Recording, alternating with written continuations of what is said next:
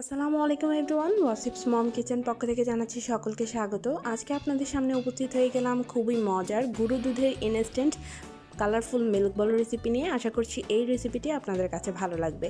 চলুন তবে দেখে নিই এই মিল্ক বল বানানোর পদ্ধতি। প্রথমে চুলায় একটা হাঁড়ি বসিয়ে আমি দিয়ে দিচ্ছি হাফ কাপ পরিমাণ তরল দুধ। এইবার দুধের সাথে আমি মিক্স করছি 1 টেবিল চামচ পরিমাণ চিনি। এখন দিয়ে দিচ্ছি বাটার 1 টেবিল চামচ পরিমাণ। এখানে বাটার অথবা ঘি ইউজ করবেন, কোনোভাবেই তেলটা ইউজ করবেন না, কারণ তেলের কিন্তু কোনো গ্রান নেই। বাটার অথবা ঘি থেকে কিন্তু খুব সুন্দর ফ্লেভার আসে। সব কিছু আমি ভালো মতন মিক্স করে নিয়েছি। এগুলো কিন্তু আমি চুলাটা অন করিনি মিক্স করার সময়। এখন চুলাটা অন করে দিলাম আর মিডিয়াম হিটে বাটারটাকে খুব ভালো মতন গলিয়ে নিচ্ছি। বাটারটা যখন খুব ভালো মতন গলে আসবে তখন এখানে আমি দিয়ে দিচ্ছি 1 কাপ পরিমাণ গুঁড়ো দুধ। এইবার গুঁড়ো দুধটাকেও খুব ভালো মতন মিশিয়ে নিতে হবে।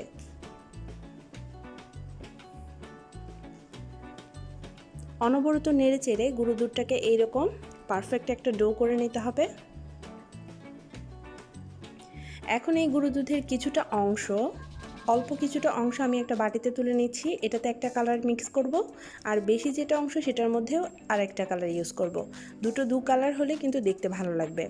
এখানে আমি দিয়ে দিচ্ছি সবুজ ফুড কালার। আপনারা চাইলে যে কোনো ফুড কালার এখানে ইউজ করতে পারেন। এবার অনবরত নেড়ে চেড়ে কালারটা খুব ভালো মতো মিশিয়ে নিচ্ছি।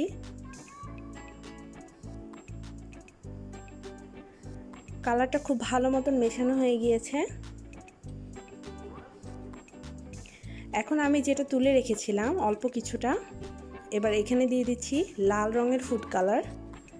একটা চামচের সাহায্যে এই রঙটাও খুব ভালো মতন মিশিয়ে নিচ্ছি। খুব ভালো মতন মেশানো হয়ে গিয়েছে। এখন হাতের মধ্যে কিছুটা ঘি আমি মেখে নিয়েছি। এরপর এই লাল রং থেকে কিছুটা নিয়ে ছোট ছোট বল আকারে আমি গড়ে নিচ্ছি। এইভাবে সবগুলো বল আমি তৈরি করে নেব।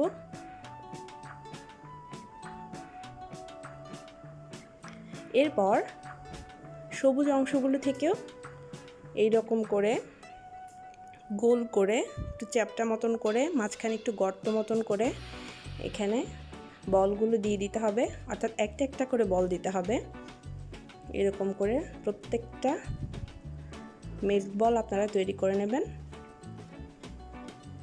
এবার একটু ঘুরিয়ে ঘুরিয়ে এভাবে করে নিলে দেখতে পাচ্ছেন তৈরি হয়ে গেল একটা মিল্ক বল। এভাবে আমি সবগুলো মিল্ক বল তৈরি করে নেব।